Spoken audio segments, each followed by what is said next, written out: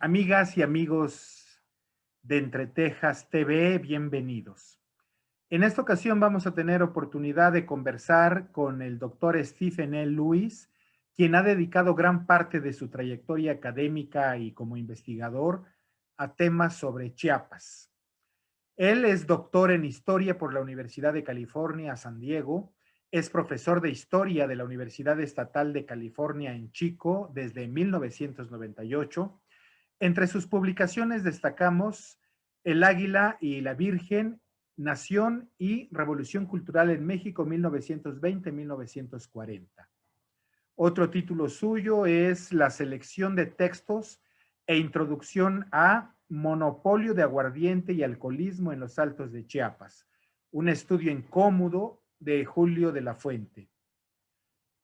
Otro título suyo, La Revolución Ambivalente, Forjando Estado y Nación en Chiapas, 1910-1945, y publicado recientemente por Simsur UNAM en esa colección maravillosa que ha ideado el doctor Justus Fenner, cuyo título es Repensando el indigenismo mexicano, el centro coordinador del Instituto Nacional Indigenista en los Altos de Chiapas y el destino de un proyecto utópico. Stephen E. Lewis ha fungido como coordinador de estudios latinoamericanos y jefe del Departamento de Historia de la Universidad Estatal de California en Chico. Qué gusto tenerte en el programa en esta ocasión, Steve. Muchas gracias por haber aceptado la invitación y pues bienvenido. Hola, doctor Stephen E. Lewis. Qué gusto tenerte en el programa. En verdad, es un reencuentro muy agradable. Hace unos 5 años tuvimos oportunidad de ser huéspedes en Comitán para la presentación de varios libros, junto con el doctor Justus Fenner, contigo, Sí, otro colega de ustedes, no recuerdo el nombre en este momento, pero bueno, desde aquella vez me quedó a mí la inquietud y ahora tengo oportunidad de tenerte y de preguntarte. Steve, eh, ¿cómo empezaste a trabajar el tema de la historia de México y en particular de la historia de Chiapas? Es algo que nos llama mucho la atención porque ha habido muchos investigadores y estudiosos extranjeros que han encontrado un gran material en nuestro estado en los diversos temas sociales, económicos, políticos, antropológicos, arqueológicos, por supuesto. ¿Cómo fueron tus inicios? Cuéntanos, por favor. bueno, gracias por la invitación bueno, supongo que en siempre la historia me ha fascinado. Desde la prepa, la universidad, empecé a tomar clases en la historia de América Latina en la universidad y participé en un grupo político que, bueno, manifestamos en contra de las agresiones de Ronald Reagan en América Central en la década de los 80 del siglo pasado. Y cuando empecé a pensar en hacer estudios de posgrado, decidí eh, que si estudio la historia de América Latina, puedo casi hacer política a la vez que hago el trabajo histórico, ¿no? Entonces, y estoy muy agradecido por esta decisión que tomé a los 22, 23 años, porque México me ha enriquecido la vida. Estoy obsesionado con México, fascinado. Eh, entonces, estoy agradecido. Qué bueno que tomé una buena decisión a los 23 años de edad. Eh, en cuanto a cómo llegué a estudiar Chiapas, pues cuando yo estaba haciendo el doctorado en la Universidad de California en San Diego, la verdad es que durante los primeros 2 años yo no sabía qué quería. De hecho, dudé que fui capaz de hacer un proyecto de investigación grande como el de un doctorado. Pero mis papás eran maestros. Yo siempre había tenido interés en las poblaciones indígenas también. en el nacionalismo. Yo como crecí en la casa de dos educadores, mi mamá era maestra de kinder y mi papá un maestro de segundo grado de primaria, bilingüe, se enseñó el español. Yo siempre he creído en el poder de la educación, de las instituciones públicas, ¿no? Y entonces decidí estudiar la historia de la educación pública en Chiapas como un estado fronterizo con una gran población indígena, un estado marginal en muchos sentidos políticamente, pues, sin duda en términos políticos, ¿no? Y, entonces supongo que tomando en cuenta mi formación creciendo en la casa de dos maestros y mis intereses, pues no es casual que llegué a estudiar la historia de la educación en el estado de Chiapas. De hecho, después de mi segundo año del doctorado, compré un boleto de avión de ida solamente desde San Diego hasta Tuxtla. Yo quería ir lo más lejos posible dentro de México y tomé autobuses hasta Tijuana y cruzando la frontera. Tardé 5 semanas para conocer un poco mejor el país, empezando con Chiapas y me quedé claro que yo me quedé fascinado con Chiapas desde los primeros días, ¿no? Y quería regresar y me cayó el 20 de que en este estado puedo hacer mi estudio de historia de educación en un lugar fronterizo con una gran población indígena, estudiando estos procesos de formación del Estado y de la nación en el periodo postrevolucionario. Sí, y ¿qué más puedo agregar? Solo que aquí donde doy clases es una universidad pública, estamos en el centro del Valle Central de California, al norte de Sacramento. Es una zona agrícola y tenemos ahora la población estudiantil, el 40%, más del 40% es latina. Y muchos de los estudiantes quieren saber más sobre sus raíces, porque sus papás, normalmente son sus papás los que vinieron, que llegaron a Estados Unidos de joven, o sus abuelos. Y bueno, estos estudiantes me buscan por los temas que enseño, ¿no? Claro, sí, porque eso es lo que justamente uno se preguntaría desde acá. ¿Qué hace un investigador, un estudioso, un catedrático norteamericano en una universidad de California con todo este bagaje de información y de conocimiento sobre la educación en Chiapas y sobre otros procesos, ¿no? Uno diría, mi pregunta sería, entonces, ¿hay interés por México y particularmente por Chiapas entre la comunidad latina y probablemente también algunos estudiantes de otro origen, ¿no?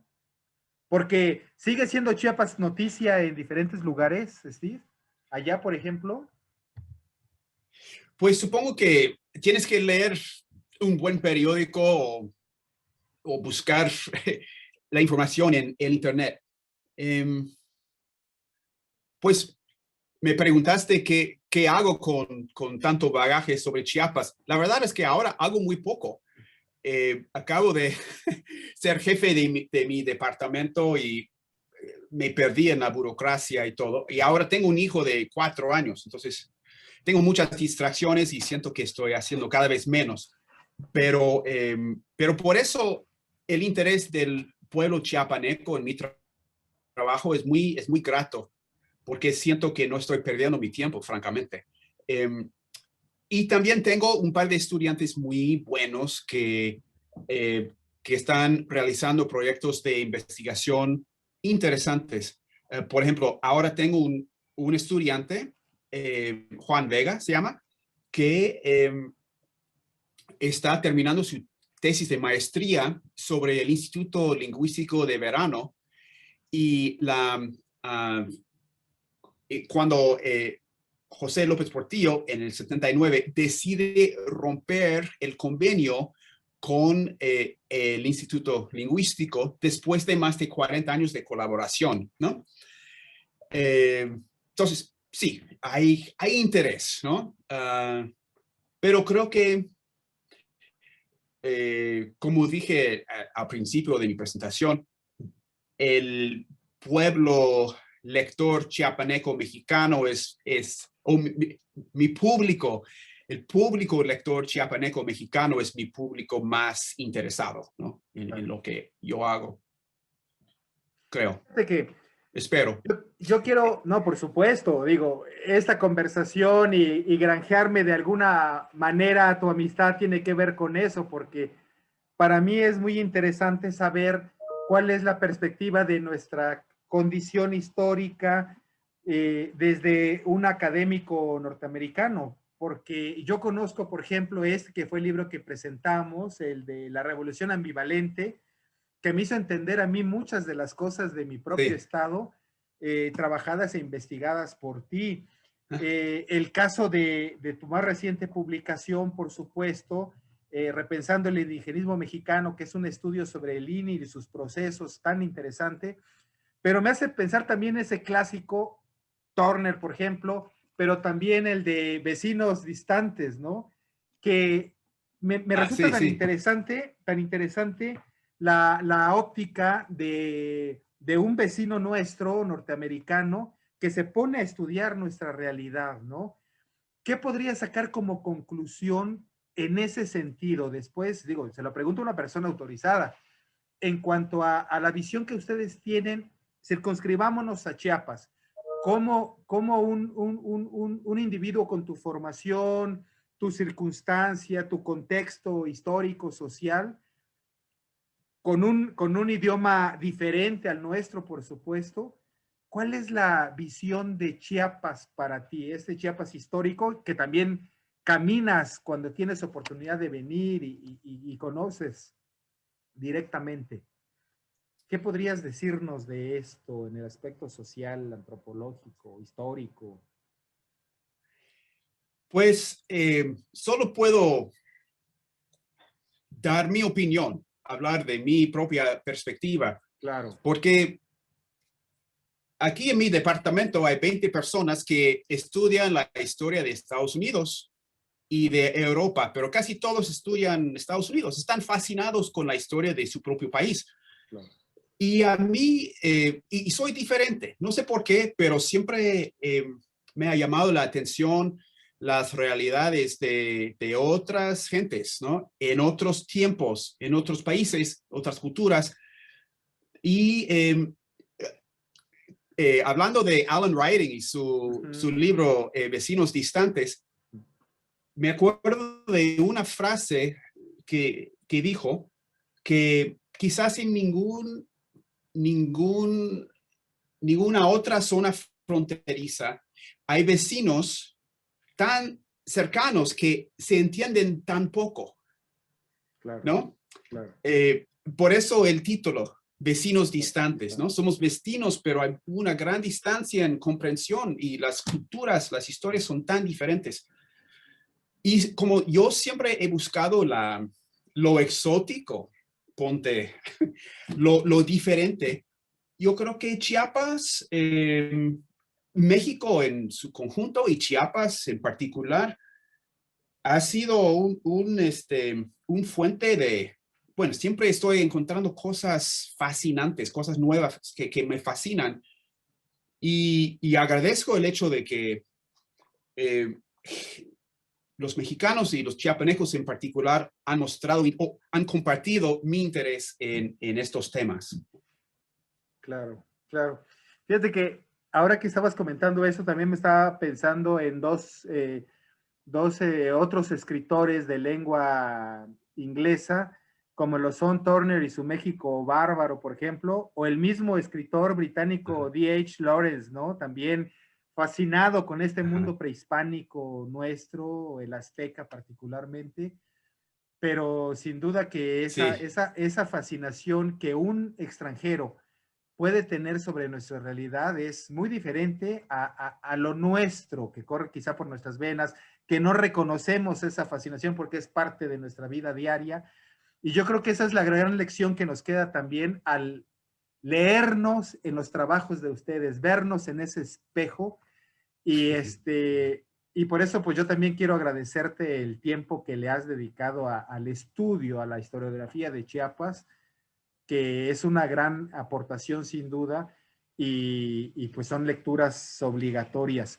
Dime, ¿cómo llegaste con el CIMSUR, con la UNAM, a Chiapas, a través del doctor Justus Fenner? Creo que es un poco tu cicerone en este sentido, ¿no? sí.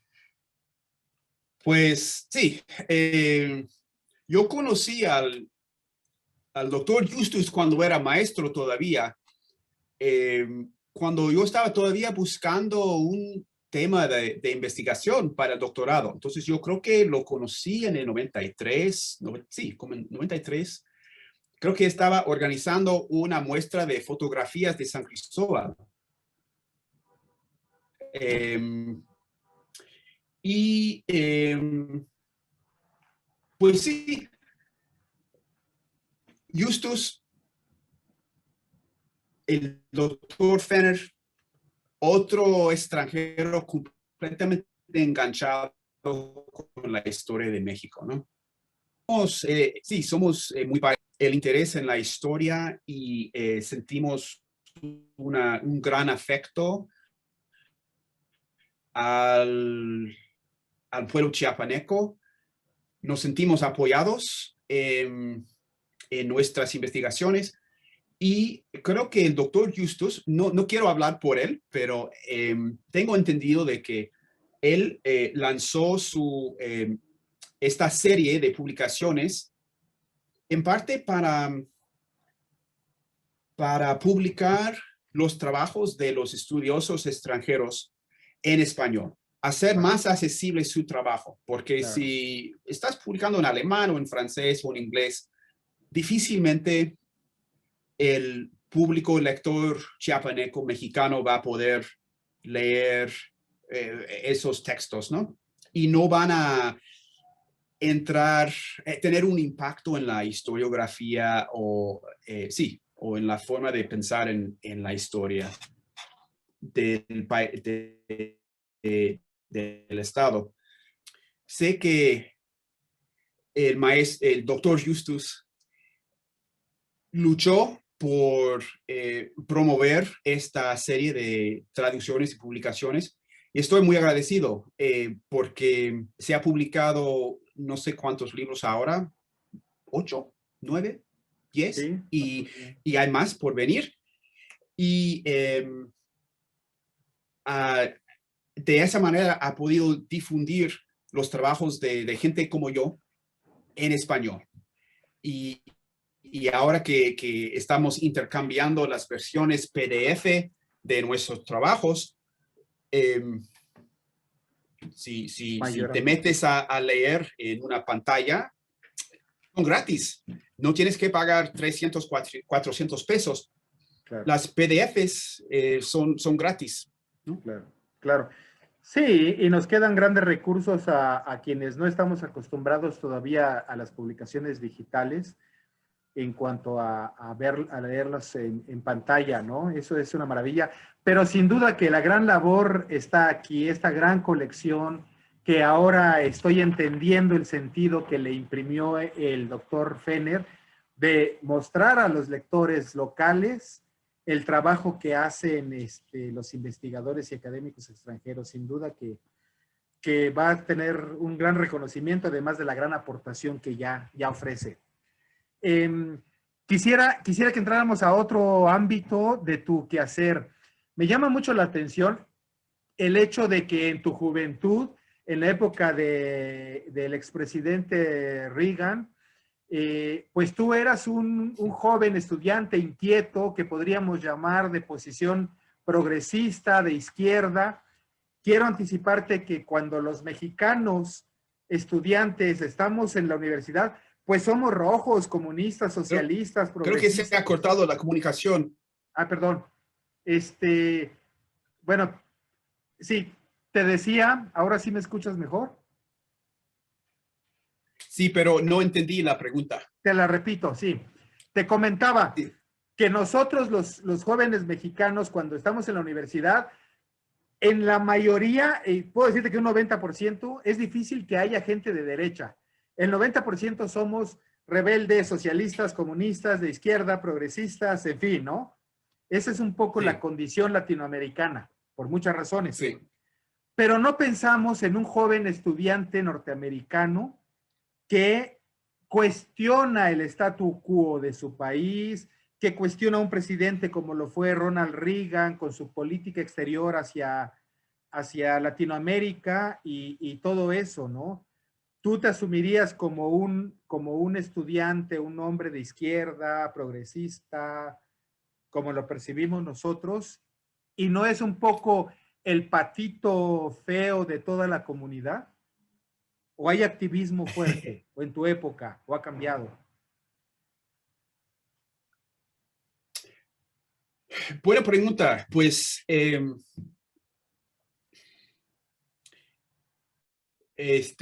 pues yo en lo personal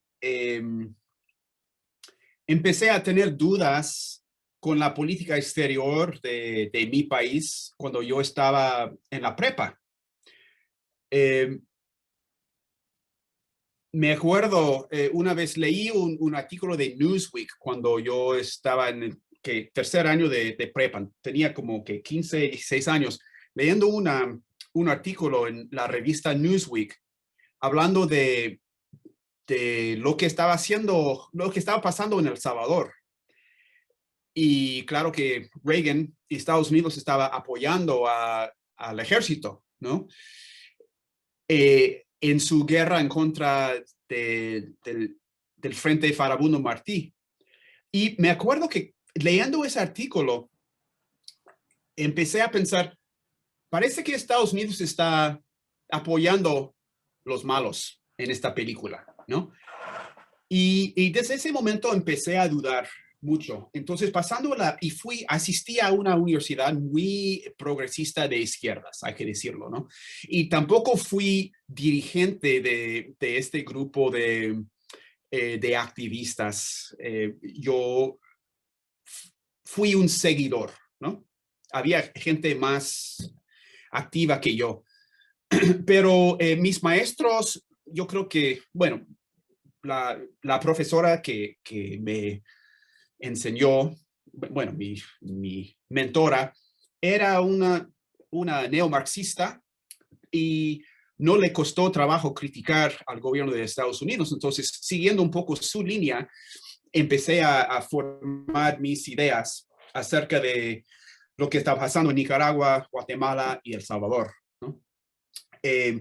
Esa escuela en particular, esa universidad en particular, se llama Wesleyan, está en el estado de Connecticut, es muy de vanguardia, muy progresista, es una universidad privada. Tuve la suerte de asistirla con mucha ayuda financiera, donde yo doy clases aquí en una universidad pública. Este, pues hay menos activismo político, en parte porque los estudiantes tienen que pagar inscripciones muy altas, bueno, altas para ellos, no altas en términos de las escuelas particulares, pero muchos de mis estudiantes están trabajando 20, 30, 40 horas a la semana, tomando 4 o 5 clases por semestre. Muchos de ellos tienen niños en casa o están cuidando a sus padres. Ahora con la pandemia es muy difícil. Entonces, siento que muchos de los estudiantes de esta universidad no tienen el lujo de participar quizás en causas políticas sociales porque están tan ocupados pagando sus inscripciones, pagando la renta, pagando el celular, el carro, intentando graduarse a tiempo y encontrar una chamba, ¿no? Entonces, yo creo que en mi época, mis años mozos, a finales de los 80s, fui bastante, pues tuve mucha suerte, ¿no? Yo era muy afortunado. Mis estudiantes acá no tienen quizás esa posibilidad, ¿no? Pues sí, hay activismo en este campus, pero no suele tratar temas de política exterior. Claro. Sí, pasaría, resultaría que con lo que nos comentas, aquella gran eclosión de los 60s, aquella actitud crítica de los jóvenes que duró durante los 70s y principios de los 80s, pues ya no ocurre ahora con esta preocupación material de un mundo consumista, esclavizado un poco por el sistema en que hay que pagar el celular, hay que pagar el seguro de vida, hay que pagar la renta, hay que pagar Sí, inclusive las becas universitarias que después significan hipotecas terribles, ¿no? Esto rompe un poco el mito del American Way of Life, ¿no? De que todo es bienestar y facilidad. Las cosas se han complicado a nivel global sin duda, ¿no? Y lo acabamos de ver en los resultados y en lo que ha ocurrido en Estados Unidos de Norteamérica últimamente, el malestar que hay ahí, pero que se replica en París con los chalecos amarillos, en Chile, en Bolivia, en sí, Hong Kong, o sea, fuerte, sí, fuerte en todo el sí, mundo, sí. ¿no? Está esta efervescencia terrible. ¿Y de qué manera impacta en el caso de Estados Unidos a la academia, Steve? Porque me imagino que los recortes son tremendos o ha habido una privatización terrible de la educación, como ha ocurrido en México en los últimos años, ¿no? Y quita Sí, posibilidades a la gente democráticamente. sí, sí. Sí, una muy buena pregunta, porque en el estado de California, los demócratas son, es el partido mayoritario y se considera que los demócratas suelen ser los que más apoyan la educación pública, porque los republicanos están a favor de la privatización, eh, ven a los profesores con mucha desconfianza. Bueno, entonces, no, uno no puede esperar mucho apoyo de parte de los republicanos. Los demócratas, a cambio, suelen apoyar la educación pública. Sin embargo, en este estado, el estado más rico de Estados Unidos, la sexta economía a nivel mundial, no podemos, no podemos financiar mejor las escuelas públicas superiores.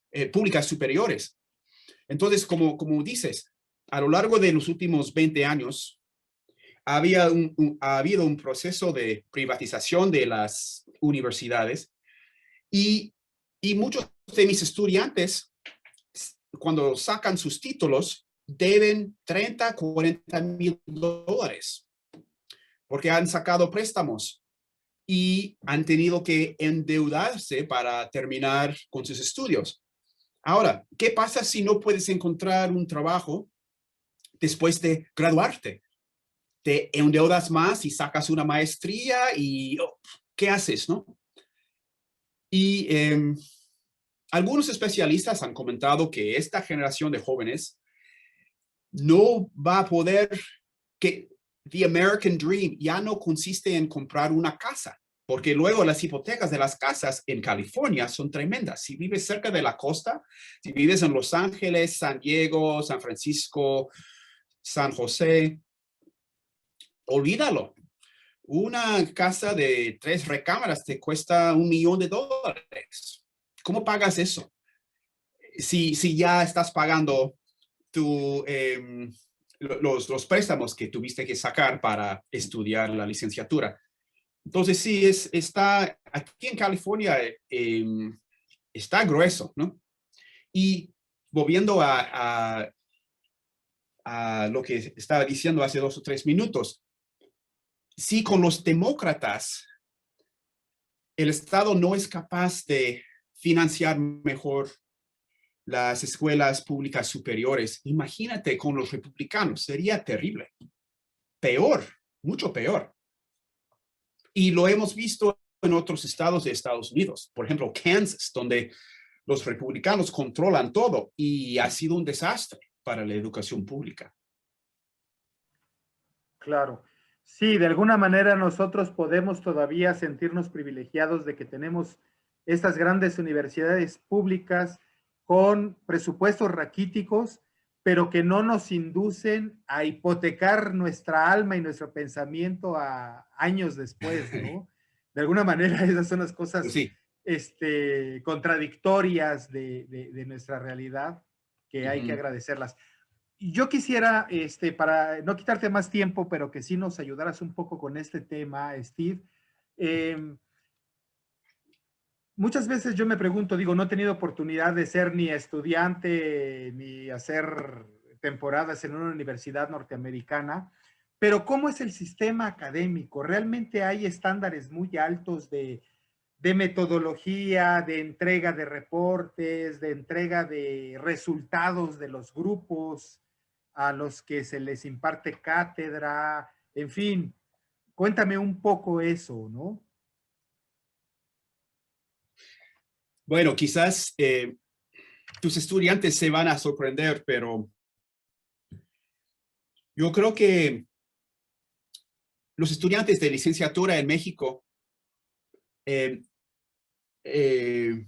tienen que hacer más para sacar sus títulos. Les doy dos ejemplos. Aquí, en mi departamento de historia, los estudiantes no tienen que escribir una tesis. Si tienen que tomar como 12 clases de historia, ¿verdad? Sí, bueno, son 42 unidades, 14 clases de historia. Y si aprueban las clases, salen con su título. No tienen que dedicarse un año a la investigación de una tesis. No tienen que armar un comité con lectores, no tienen que hacer una defensa pública de su investigación. Y eso quiere decir que hay menos estudiantes sin título o gente con la licenciatura pero sin el título, pero quizás empobrece un poco la calidad de la licenciatura en historia. Voy a dar un segundo ejemplo de cómo quizás los estándares son más bajos aquí. Aquí, mis estudiantes aquí en Chico State tienen que dedicarse casi los primeros 2 años a la educación general. Eso quiere decir que estás tomando clases en las ciencias puras, en ciencias sociales, en las humanidades, clases de geografía, de comunicación, clases de inglés, una clase de historia de Estados Unidos.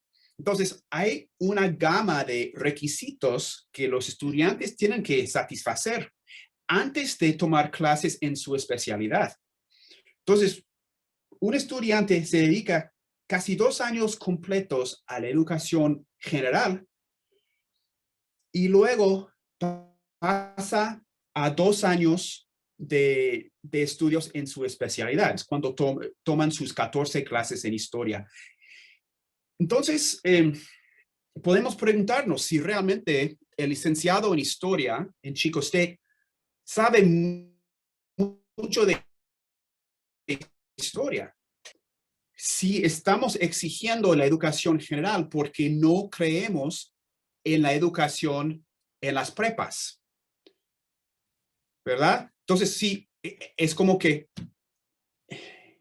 pensamos tan poco en la calidad de la educación en las prepas que exigimos que los estudiantes tomen clases básicas generales durante sus primeros 2 años de educación superior. Entonces quizás como una persona que lleva 23 años en una universidad pública superior, quizás debo de tener una versión un poco más elevada de lo que estamos haciendo aquí, pero la realidad es que muchos estudiantes salen de las prepas y no saben mucho, no tienen las herramientas para hacer el trabajo que se requiere a nivel universitario y pasan los 2 años tomando clases de educación general. No sé. Claro. Entonces, yo siempre he pensado que los estudiantes, los licenciados de historia, por ejemplo, en México, han hecho algo muy importante. Siempre me ha llamado la atención y he leído muy buenas tesis de licenciatura escritas por estudiantes mexicanos. Claro, claro. Sí, fíjate que, pues a raíz de todo este movimiento neoliberal y las decisiones fondomonetaristas y todo eso con respecto a la educación, fueron relegadas las humanidades, las ciencias sociales, para darle prioridad a cuestiones técnicas, tecnológicas. Bueno, tú sabes que eres especialista en historia de la educación, lo que ha ocurrido. Pero ¿ha pasado lo mismo en tu país? ¿Ocurre lo mismo? O sea, ¿sí? ¿De plano? O sea, no es únicamente para Sí, la política exterior, sino también adentro. sí. Para darte un ejemplo, cuando me contrataron aquí en Chico en el 98, había 20 especialistas con plaza aquí en mi departamento. Hoy en día hay 9. Entonces, en un lapso de 23 años, mi departamento ya está a menos de la mitad de lo que éramos. Seguimos dando las mismas clases al mismo número de estudiantes. Tenemos casi el mismo número de gente con la especialidad en historia, pero cuando un colega mío se jubila, la administración aquí dice que no hay fondos para contratar a una joven historiadora de, no sé, 33 años, ¿no? Con doctorado y con todo. Otro ejemplo de lo que estamos enfrentando. Llevamos 4 rectores consecutivos que eran o biólogos o ingenieros. Y claro que estos rectores llegan con la intención de fortalecer la escuela de ingeniería o de biología o lo que sea. Entonces, a pesar de que estamos bueno, tanto en las humanidades como en las ciencias sociales, estamos dando un montón de clases a un montón de estudiantes. Los recursos van a los ingenieros, a la escuela de negocios, a las ciencias puras y nos quedamos sin nada. Es muy preocupante. Y de hecho, durante los 6 años en que fungí como jefe del departamento, el mayor agravio, lo que más me molestó fue el hecho de que a pesar de que mi departamento es bueno, mis colegas son muy buenos, estamos poco a poco muriendo, ¿no? Porque, bueno, en 10 años, quién sabe si cuando me jubilo, que es 12 años, quién sabe si van a contratar a un especialista en historia de América Latina. Lo más probable es que van a combinar 2 posiciones y contratar a alguien que pueda dar clases en historia de América Latina y quizás historia de los latinos en el suroeste de Estados Unidos, ¿no? Combinar 2 plazas. Claro, claro. O Sí, quizás no van a contratar a nadie. sí, si es que ya no sigue existiendo el Colegio de Estudios sobre Historia de América Latina, ¿no? Sí, la verdad es que es preocupante porque es a nivel global, a final de cuentas. Sí. Muchos teóricos han escrito últimamente en medio de la pandemia que esto nos va a permitir reflexionar, pero sobre todo los políticos, de lo necesario que es el aspecto humano y la filosofía, la historia, las humanidades en general, las ciencias sociales. ¿Tienes un poquito de fe en eso? Pues cuando tomo en cuenta lo que ha pasado en este país en los últimos 5 años, con Trump, con su racismo no encubierto, con la amenaza de un golpe fascista, con la negación de la verdad, una guerra en contra de la verdad. Claro. Me parece increíble que mis administradores y los administradores a nivel estatal en California están pensando en cómo eliminar el requisito de la clase de historia de Estados Unidos que impartimos en mi departamento. Ahora es un requisito. Todos los estudiantes que se gradúan de Chico State tienen que tomar este curso. También hay un curso ofrecido por Ciencias Políticas, es más o menos gobierno de Estados Unidos. Y cuando, pues después está en esa embestida trumpista, en contra de las instituciones de este país y la democracia y los medios de comunicación, quieren eliminar las clases en donde hablamos de la tradición de la república y las instituciones y la historia y Claro. el valor de la democracia y todo eso, ¿no? Entonces, yo estoy preocupado. Afortunadamente ganó Biden y tenemos un pequeño respiro, pero siento que esas fuerzas populistas, derechistas, cuasi fascistas, pues siguen ahí. Claro. Entonces vamos a ver qué pasa. Claro.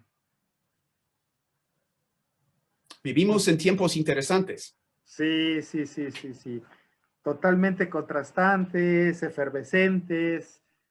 Pero Sí, bueno, lo mejor de todo es que tenemos la posibilidad de acercarnos a todo en todo el orbe de lo que está pasando en cada lugar para tener mejores juicios, ¿no? No estamos circunscritos a nuestra pequeña aldea, ya estamos en la aldea global, ojalá que eso resulte bueno. Y gracias a eso te hemos tenido a ti junto con muchos investigadores en Chiapas estudiando nuestra historia, nuestra cultura. Pues ya sabes que aquí estaremos esperándote cuando haya oportunidad y nos sigas obsequiando tus reflexiones sobre esto que es Chiapas. Steve, no, muchísimas pues gracias.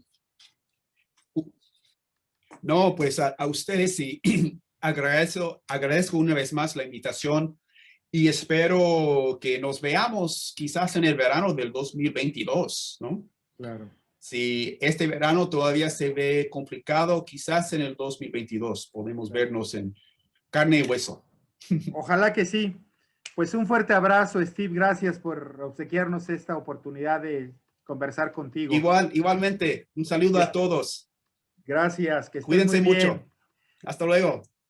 Hasta luego. Y gracias a ustedes que Igualmente. hicieron Adiós. favor de acompañarnos en este programa.